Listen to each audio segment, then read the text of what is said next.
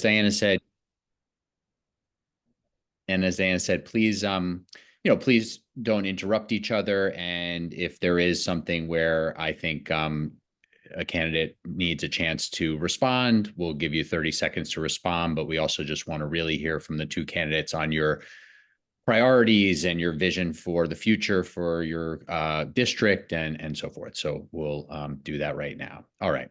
So let's get started with our opening statements here. I believe there was a coin toss, and Ling Ye, are you here? You'll start first and do a 2-minute opening statement. So the floor is yours for your opening statement. Go ahead. Oh, hi. Hi, my name is Ling. Should I start now, Ben? Yes, go ahead, please. Yeah. Hi, my name is Ling Ye. I'm a working mom from South Brooklyn. I'm running for city council in District 38 because I believe our district deserves better. I'm an immigrant. I immigrated to the US with my mom when I was 14. I grew up in Sunset Park and Diker Heights, where my mom worked very long hours as a garment factory worker and later street vendor to support us. When all the garment factories went out of business due to due to the job outsourcing. As a child of a single immigrant mother, I was my mom's translator, um, her navigator, and her bridge to a new life. We once lived in a basement apartment, and without knowing that it was illegal, until one day a DOB inspector showed up and told us that we had to move. My mom didn't even turn down Red Cross, and no, my mom, Red Cross was actually on site to help. My mom turned them down because she didn't understand that they were there to help her due to cultural and linguistic barriers. And it was, we scrambled to find a new place to live all on our own. And it's only years later that I found out that we were actually, Red Cross, the people that were there that day were there to help us. And we were eligible for help from Red Cross and HPD. We could have been put on an expedited list for wait list for affordable housing, but back then we didn't know. The government system was just too complex for people like us, immigrants with language and cultural barriers. And that experience had a huge impact on me. As I worked, in the last decade, when I worked in public service, I've seen many people like my mom, like myself, barred from service because of cultural and linguistic barriers. And I'm working, and that makes me determined that no child should have to go through what I did. And I have worked in public service to stand up for community, to secure funding, and and I love this community. My husband and Thank I, you. now I have a daughter of my own. Oh, sorry. We'll get back to you real soon, but that's the time on the opening statement. So thank you for that. Alexa Avilés is the sitting city council member in this district. Opening statement, 2 minutes, over to you. Great. Good evening, everyone. So first, just want to thank the 51st and 44th Assembly District Committee for hosting this important conversation tonight. As most of you know, I'm Alexa Avilés, and I have been the sitting council member for the past 3.5 years, have had the honor of being our community's voice and bridge to City Hall during that time. We have, during every day of my time in office, we have been putting our constituents, people first, New Yorkers first, over profit every single day. During our time in City Council, I am just incredibly proud of the work we have done, helping more than 4,000 of our neighbors, doing everything from accessing services ranging from housing benefits to food stamps to street cleaning to translating documents to make their lives a little easier. During this time, I've also led the charge on more than 46 bills in the City Council, passing bills that really came from our community, whether it was protecting tenants after devastating fires, to keeping the air clean, to holding NYCHA accountable, and really helping New Yorkers move and stay in affordable housing. So I guess I'd say, with corrupt politicians like Eric Adams and Donald Trump, trying to make life really more expensive for New Yorkers, I fought against that billionaire agenda and stood up to Mayor Eric Adams' budget cuts. I will say I'm an experienced council member who knows how to fight this corruption, who's delivered for our community. And I have important experience as the chair of immigration in making sure that our voices are heard and that we get the things that we need. Thank you. Thank you. So I'm going to alternate each time who goes first. But that means with two candidates that every time you're going to basically do your answers two in a row. So we're going to stick with the council member here to start this next one. This one, I'm going to ask you to cover a lot of ground, but in a short amount of time. So the question is, what are the three of the most pressing problems this district faces right now? And for each one, what's your number one solution? So don't go into all the details, but three very pressing challenges or problems for the district and your top solution for each one. And we'll have more time as we go here to get into more detail. But if we can start there, council member, what are three of the top issues facing this district and your top solution for each one? Great. So I'll say affordability. This specifically regards to housing, and the solution there will be ensuring that we have low-income housing built that matches the income of our community. The second one I would say is immigration support, and this is really around safety, ensuring that community members have the tools that they need. While I can't control the policy, we can make sure we hold our sanctuary city laws and hold agencies accountable to protecting immigrant New Yorkers. And third, I would say so many issues. Education, making sure that we have quality education for our children, that they are safe and they have all the resources they need in their building. And what that means is adequate funding, not constant cutting of educational funding and saying that we care about our kids, but really fighting for the full scope of services that our children need. Since we have a few more seconds, let me follow up on one of those. You have chaired the immigration committee, as you mentioned, in the city council. So on your second item there, you mentioned immigration support. Can you say anything that you've been able to do as the chair of the council immigration committee to enhance those resources, to enhance those services? What would you point to in terms of tackling that problem since you are in office now? Yeah, very, very proud of some of the things I was able to accomplish in this short period of time as chair.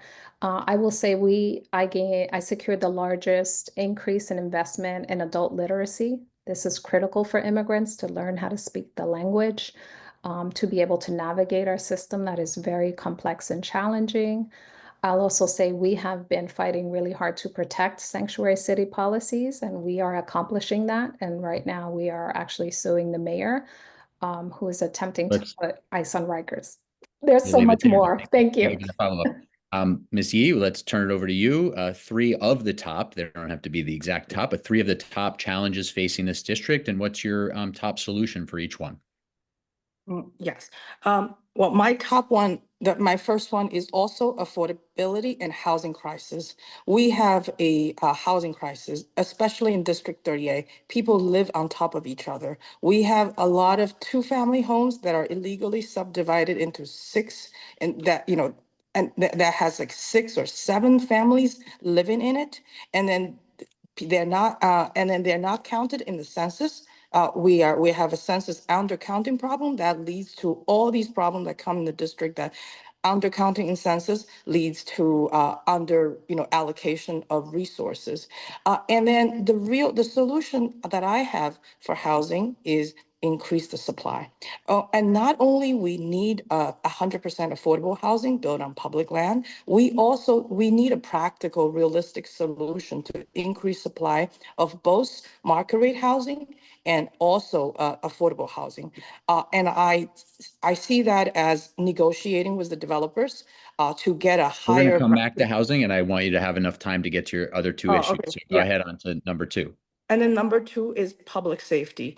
A lot of people are not well served many people of color and immigrants with language and cultural barriers are very vulnerable and less likely to get justice served when they become victims of crime. So I want to make sure that NYPD has culturally competent community policing.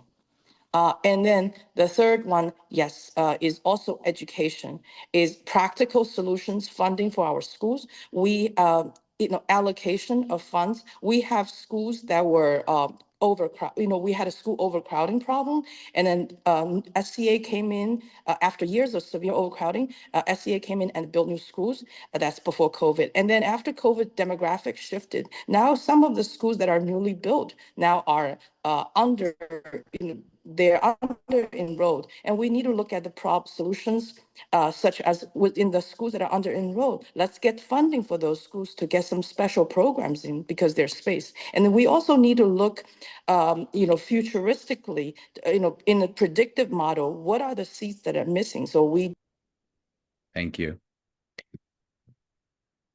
Thank you. We're gonna move on. Yeah, just keep an eye out for those signs from the timekeeper there, if you can. Okay, we're gonna stick with you, Ms. Ye. I just want to note, though, for everyone, and we'll come back to some of these, on all of the questions that came in. There were really the top three buckets were around safety, but that included sort of pedestrian and walkability safety, street safety.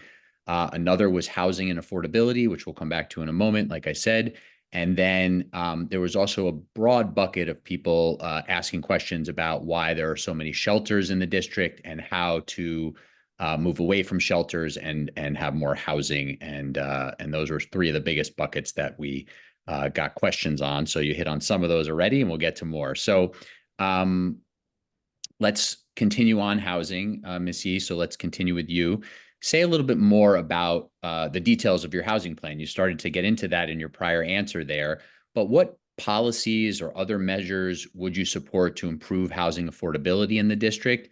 And how should New York City more broadly improve housing policy, housing availability, and housing affordability so that District 38 residents benefit and that people that want to move into the district have affordable housing that they can find? Go ahead.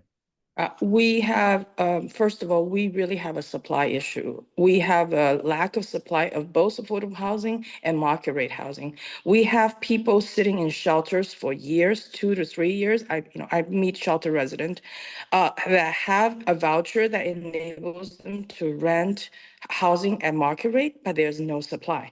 Period. And so we just need to build them, both of, on public land. Of course, we need to build affordable housing projects that are funded by the government through fighting, budget negotiation and getting funding for the community. And we should also be willing to negotiate with private developers to initiate affordable, mixed use, mixed development, like a mix of market rate housing and affordable housing. Yeah, that's basically my overall, and there's a lot more details to be covered that I'm not going to get into nitty gritty. Basically, I think it's don't let perfect be the enemy of good. Be willing to negotiate and get something done for the community. Just to continue on that a little bit more, when you talk about bringing in more mixed income housing, that may very well include a number of projects that might have to go through the city's land use review process.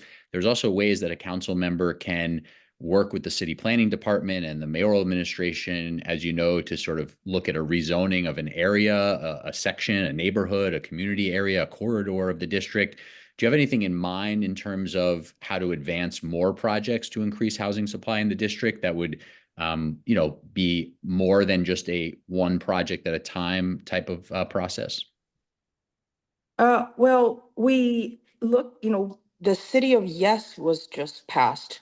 I largely support it, but I think, on the macro scale is we should advocate for investment in capital infrastructure into the area. Because if we're going to have massive number of housing units built, because in District 38, a lot of areas, we are missing the capital infrastructure to support more housing. Red Hook, for example, we don't have that foundation. The foundation is on like marshland. If you're going to build high rises, we need to address that. The sewage system is not up to par. There's like whenever the seawater, the water backs in whenever it rains. So we need to address those infrastructure problems before Gotcha. you bring in large housing. Yeah. Thank you. Councilmember Aviles, over to you in terms of your, say a little bit more about your housing platform and ideas, things you would pursue if reelected to both increase housing affordability in the district, and also maybe there's more citywide that can be done to increase housing availability and affordability.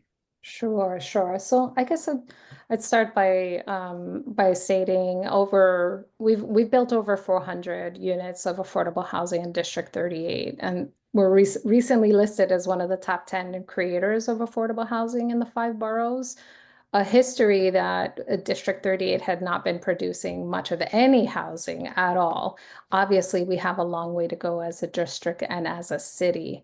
So I'm really proud of continuing to not only engage in the spot rezonings, right, Ben, that you mentioned, but also looking at corridors that can sustain more density of housing and looking at truly mix. We do not have a shortage of market rate housing in New York City. We do have a shortage of very low income housing, housing for seniors, right, who can't even compete in the housing lottery. And there you see a less than 1% of available units in the market. And we do have a huge problem of income discrimination where we have vouchers, but the landlords are outright rejecting those vouchers.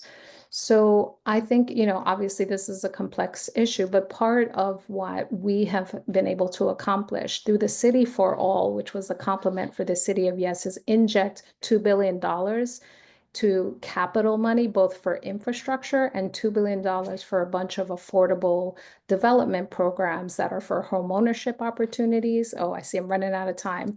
For tenants' rights and protection. And we really need to stand for a rent freeze to protect our rent stabilized units and whose tenants are really hurting in this time.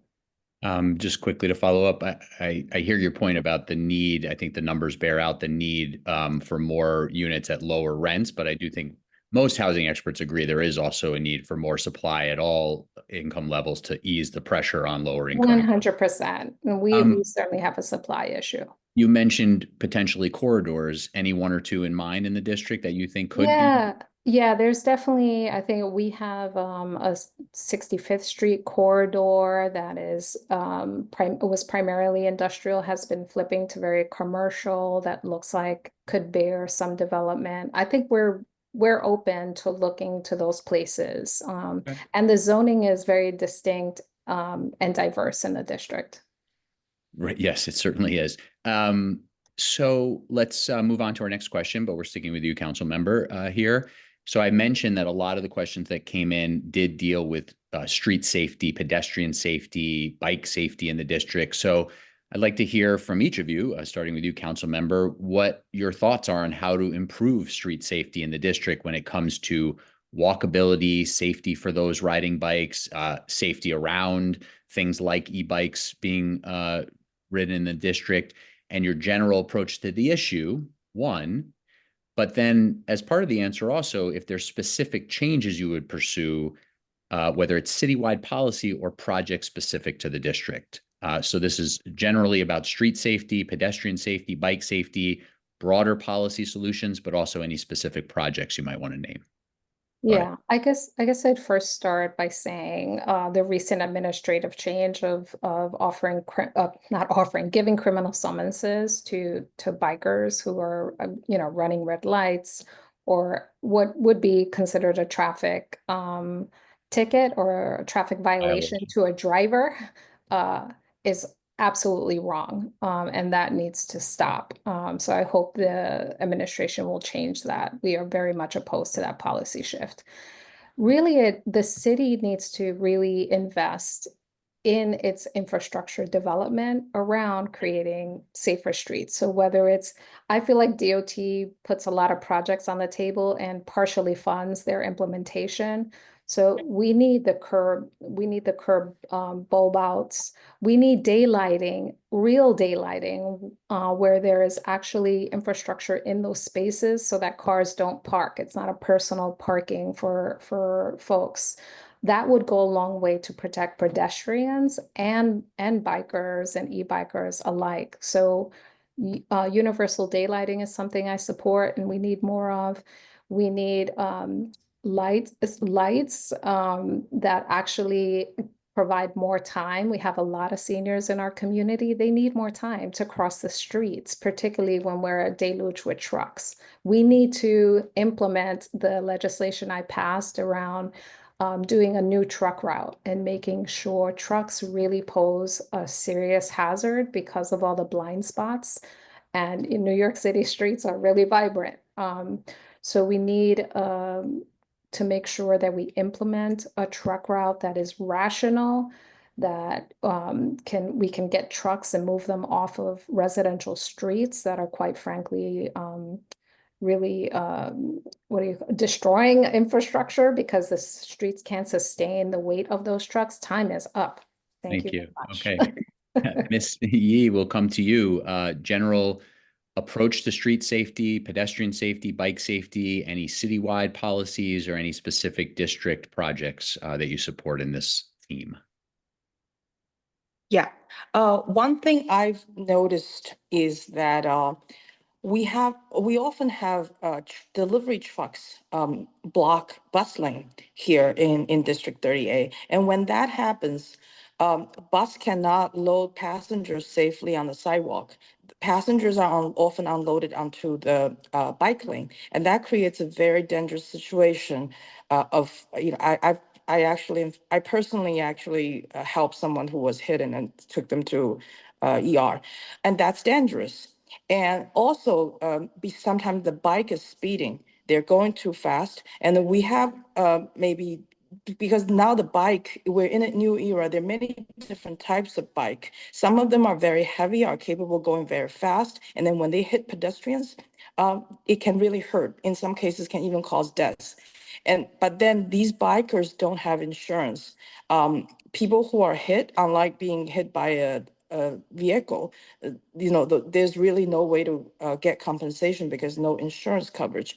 I do not want to see NYPD giving criminal summonses to bikers, but I would think that the law should be updated to accommodate for the newest situation. So perhaps e-bike over a certain size, or also e-bikes over a certain size, over a certain speed, or maybe commercially used e-bikes should be regulated and registered. So that, that's the best way to avoid NYPD giving criminal summonses. People should not be getting criminal summonses for traffic infraction, but then there has to be a way that they can be tracked and that they can be brought to compliance. I know you've done a lot of constituent services work in your time in government. I'm wondering on things like delivery trucks blocking bus lanes and double parking and all of these challenges we see on the streets. What's your sense of why this seems so sort of broken in New York City? There seems to be I don't know, a lack of enforcement of those rules of the road. What's your sense of why there isn't a sort of better enforcement of the way that public space is used in those ways, and we see so much parking in bus lanes, so much double parking, et cetera? Any sense of the root of the problem there? Part of it is perception, habits.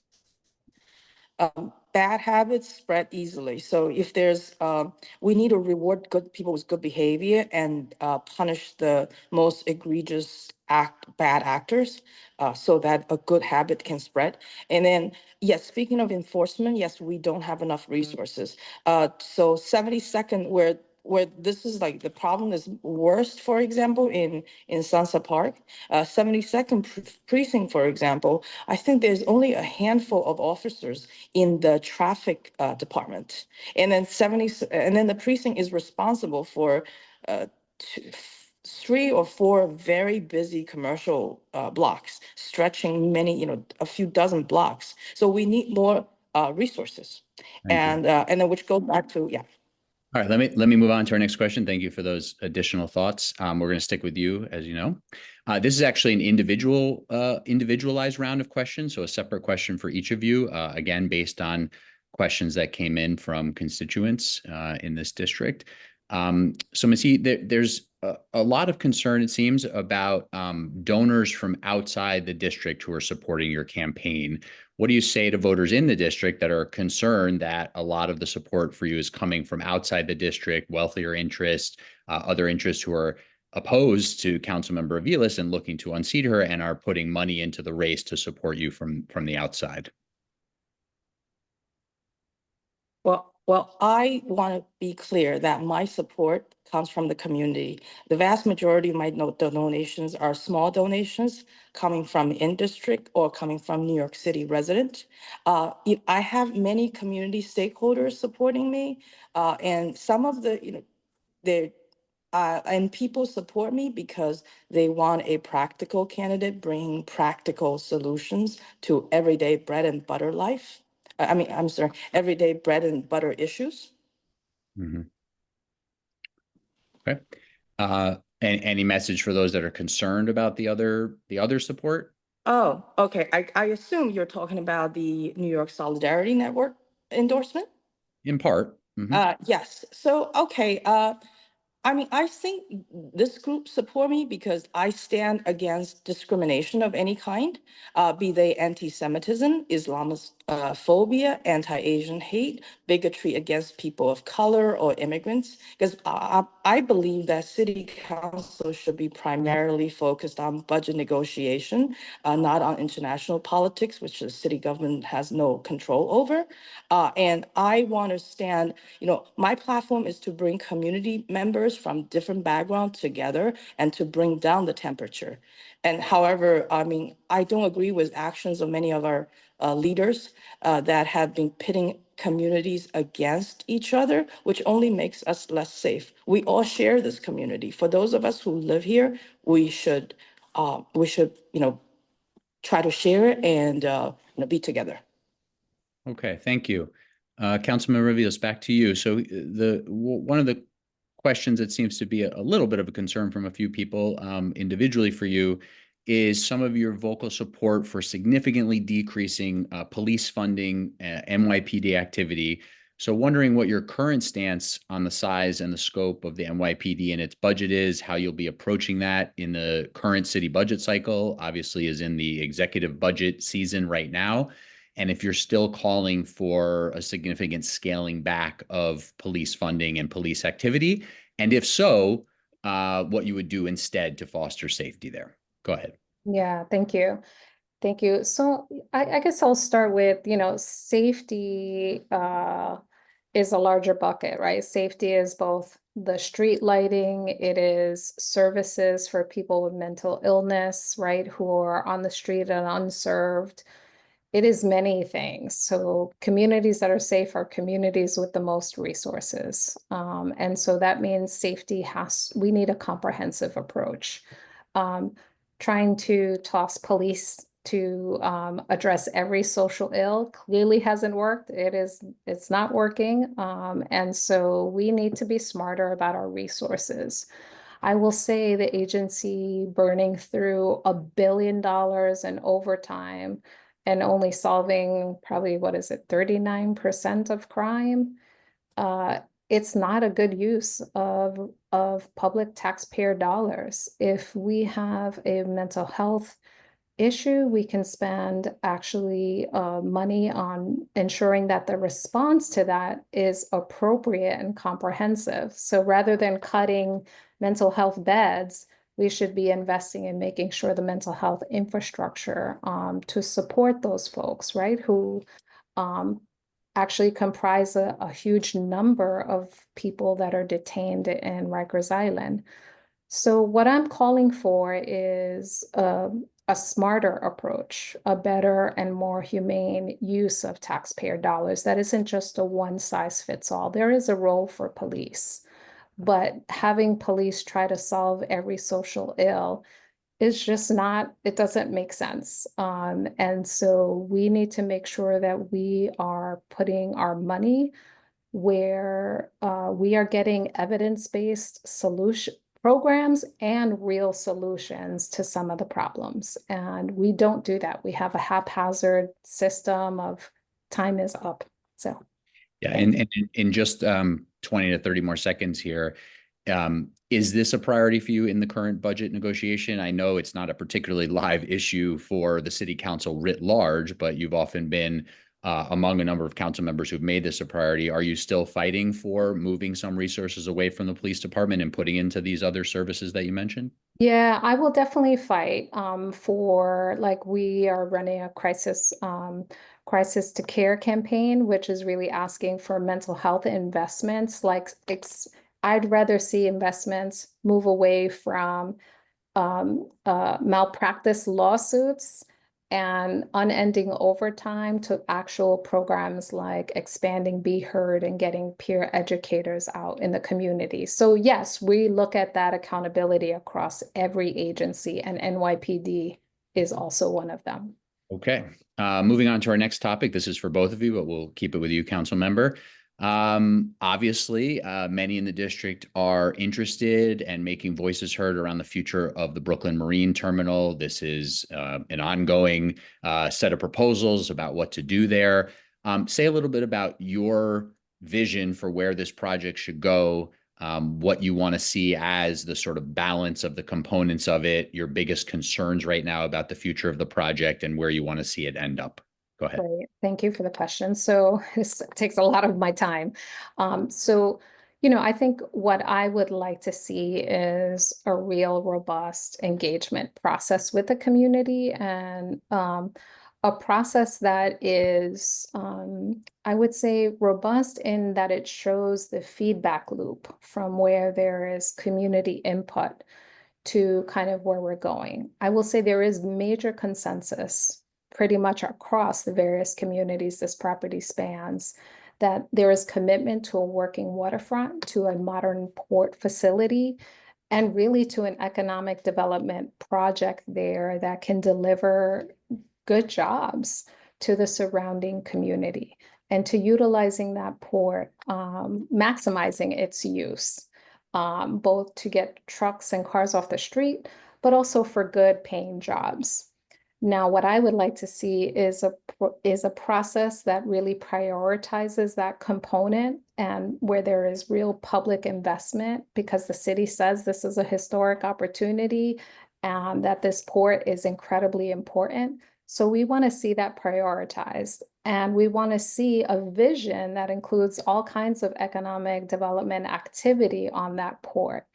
And then if there are other uses that are appropriate for remaining space, that the community can negotiate those things, like green space, like workforce centers, like other things that are important to the community. But we have I can't see I think seconds. We have a plan that has been kind of rammed down our throats from the Economic Development Corporation, that right now is just not palatable in its What's the most glaring, in your opinion, what's the most glaring problem with that plan? The huge amount of luxury housing that is going to be planned in a flood zone on the waterfront that really gets rid of 50% of industrial manufacturing land, where there is real resiliency concerns and infrastructure concerns. And are you, just very quickly, are you open to some housing as part of this Yeah, project? I've always been open to things that would make sense, but let's say for Red Hook alone that I represent, adding 8,000 units of housing with no transportation solutions in a transportation desert where it could take you 45 minutes to wait for a bus, it's Let me not a plan. Thank you. Let me bring Ms. Yi back in, and we'll talk about your take on the future of the Marine Terminal. The floor is yours. What would you like to see in the final version of this plan? Concerns, excitement? Where do you stand on this, and what do you want to see in the final product? I want to see this project done right. It's a once in a decade opportunity to bring jobs to the local community, to to bring like to redo the term to upgrade the terminal. That can potentially do a lot of good, like reducing traffic off the highway, and also to bring infrastructure upgrades to Red Hook. Because if the city is to invest into BMT, they need to upgrade the infrastructure, the physical infrastructure elsewhere in Red Hook that Red Hook is so missing of, the sewage system, for example, the roads, the foundation. And by that said, I share a lot of the council members' concerns. Just my I think my approach would be let's take a realistic approach, because this is not a EULA project. So the community, we don't actually have a lot of chips when it comes to negotiation with the city and state government. So I would just like to cut to the chase with the administration. Let's negotiate, and let's use whatever chips the community have to negotiate for the best outcome for us. Okay. Let me stick with you, Ms. Ye, again, and we're getting close to our last 5 or 6 minutes here. So we are going to move to a final lightning round of yes/no questions in just a couple minutes. But before we get to that, I just want to give you a minute to expand a little bit, Ms. Ye. You obviously are running for city council. You're running against an incumbent who's seeking another term here. Do you want to take 1 minute here and just say a little bit more about why you think you would better represent this district? In the end of the day, when you're running against an incumbent who's seeking another term, there must be reasons that you think that you would do a better job in the position. Can you take 1 minute to share those thoughts? Yeah, because I don't think our community is getting enough from the city government, and also and most of that is budget. Because when it comes to budget negotiation, I don't believe in doing protest votes, such as voting against the budget. I believe in negotiation to bring the most back to the community. And then also, like, I don't believe so. For example, NYPD just what with overtime and efficiency, just NYPD, like all city agencies have an efficiency problem.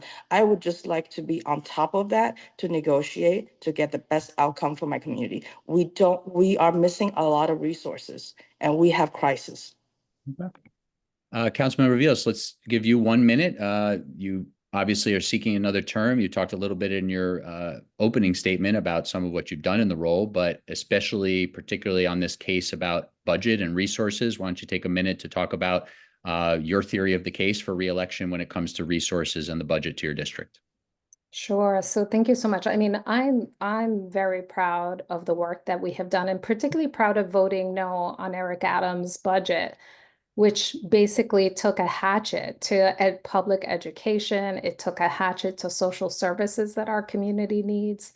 So just quite frankly, being a rubber stamp for an austerity budget that is gratuitously, mind you, cutting when in fact we had surpluses in those budgets, to me was indefensible and not a representation for our community who so desperately needs the services. So, I'm proud of those votes, and I've also demonstrated to bring resources into the community to deliver on policies and to deliver resources to actual New York City on critical issues that we care about. And we're going to stick with you in our final question that isn't the lightning round before we move to it for a 1 minute answer here. It's come up a little bit already in this forum. This is obviously a district with many diverse immigrant communities, multi-generational communities and new arrivals as well. Say what a top priority for you is moving forward in terms of support for either newly arrived immigrants or just immigrant communities in the district. What would you be most focused on in a next term? Oh, I think defending our community from Trump and Trump's agenda, which is quite frankly terrorizing and dehumanizing immigrants. And so it is going to really be holding our standard of service, making sure that while they continue to put forward federal policies that will create barriers for people seeking services, that we do everything in our ability to make sure that people can access public education, can access healthcare, and can be safe in New York City. Thank you. Ms. Ye, over to you. 1 minute. What are your top priorities for the district's immigrants and immigrant communities? My top priority is to provide culturally competent service to them and to know where the grassroots people are and what's the, how to best spend the budget dollar available to reach out to people who are in need. We might have the best program, but if we don't know where to find the people who need it, the dollars, the funding is all wasted. For example, one of my volunteers' cousin was arrested by ICE outside Coney Island Hospital. And that arrest could have been avoided had he been able to receive a Know Your Rights training before. But that message did not get to him. And unfortunately, I heard about it after his cousin started working, volunteering for me. These are, we think service is getting to people, but it takes cultural competence. It's knowing where the grassroots people are. Right, thank you. All right, we're moving into our final 2 minutes here and our lightning round. So this is yes or no or other very short answer. And I'll cut you off real fast if you start to give a longer answer because we're bumping up against our time here. So sticking with you, Ms. Ye, for this first one, yes or no, should there be more enforcement of current street vendor laws? Yes or no? Yes. And Councilmember Avilés, yes or no, more enforcement of current street vendor laws? Not without a fix to this, Okay. to the system. It That's is the next broken. question. So one more to you right now. Yes or no, should there be a significant expansion in the number of street vendor permits that the city awards? Yes. Okay. Ms. Ye, yes or no? Yes, we got to reward the people with good behavior. Okay. Next, sticking with you, Ms. Ye, should the city's rent guidelines board be prioritizing a freeze on the rent for rent stabilized tenants, or do you agree with the board that relatively modest rent increases are warranted to ensure that landlords can keep up with expenses? Rent freeze or modest rent increases? Ms. Ye. I agree with the board because rent Thank freeze you. is We just don't a know it. band-aid. Okay. Just a yes or no right now, or a short answer. Council member? Rent freeze. Okay. Next, council member, sticking with you. Should all e-bikes have to be licensed? Yes or no? No. And Missy, you talked about this earlier, but what's your opinion on all e-bikes needing to be licensed? Not all. Not all, right? You We have said to you look at, said some earlier. Yes, I got yes, you. some, not all. Sticking with you, Missy, should New York City's sanctuary city laws be kept the same, or should they be rolled back to allow more collaboration between city government and federal immigration enforcement? Kept the same or rolled back to allow more collaboration? Ms. Ye? Kept the same. And Councilman Avilés, you already said, but go ahead for the record. Strengthened. Right. Okay. That doesn't seem on the table at the moment, but I understand that. We're working on it. Understood.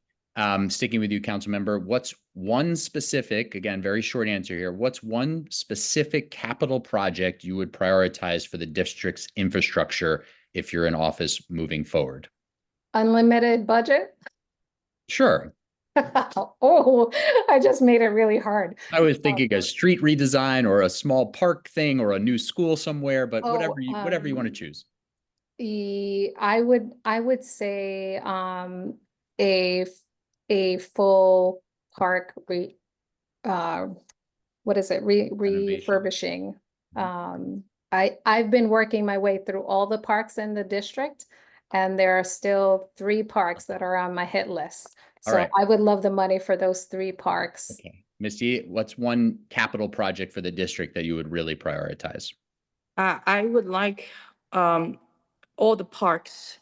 I would like the parks that currently do not have a bathroom to have a bathroom because we have people arrested Good one. We'll leave for it there. We'll leave it there. Last one, Ms. Yee, starting with you. Who are you supporting in the Democratic primary for mayor this year?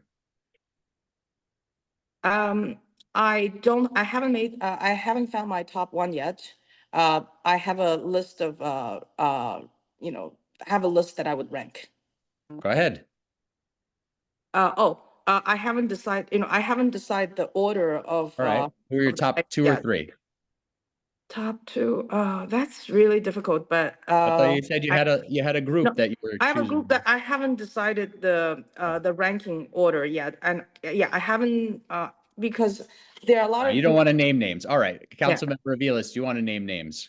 Sure, and this is already public. Zoran Mandabi, #1, Brad Lander, #2, Adrian Adams, #3. Okay. Ms. Yee, you'll get back to us when you decide, okay? Okay. All right. Thank you both very much for the time and thoughts in this forum. I think it was informative for a whole lot of people on this Zoom. So thank you all for being here and tuning in for this. And I know for some that came in late, there'll be a recording of it for you to catch up. Diana, back to you for any closing thoughts, but thanks everybody for joining us, and thank you for having me. Yeah, just thank you everyone for coming. We had a great turnout tonight. Thank you to Ben for doing such a wonderful job hosting this. Thank you to the candidates for joining us. And with that, I guess we'll sign off. Everyone have a great night.